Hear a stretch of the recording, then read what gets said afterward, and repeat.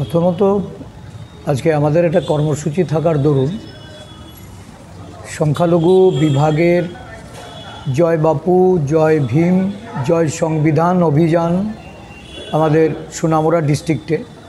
তো সেখান থেকে আমি যতটা বাজেটের উপরে আলোকপাত করতে পেরেছি, আমি আগামী দিন আরও পর্যবেক্ষণ করে হয়তো সার্বিকভাবে বলার সুযোগ হবে।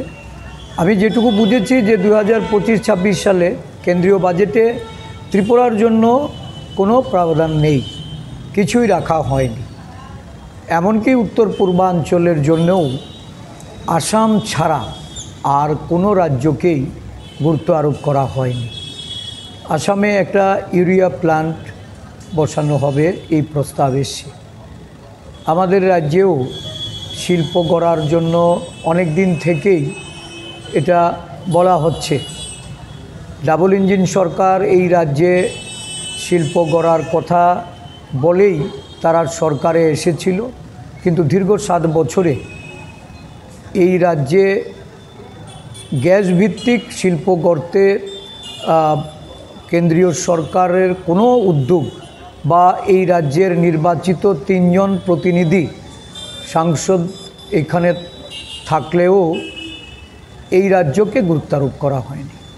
কর্মসংস্থানের সুযোগ সৃষ্টি হতো, এই রাজ্যের অর্থনৈতিক উন্নয়নে গ্যাস ভিত্তিক শিল্প কারখানার মাধ্যমে আমাদের বাণিজ্যিক যে লাভালাভ সেটাও আমরা পেতে পারতাম, কিন্তু কেন্দ্রীয় সরকার ত্রিপুরাকে গুরুত্ব দেয়নি।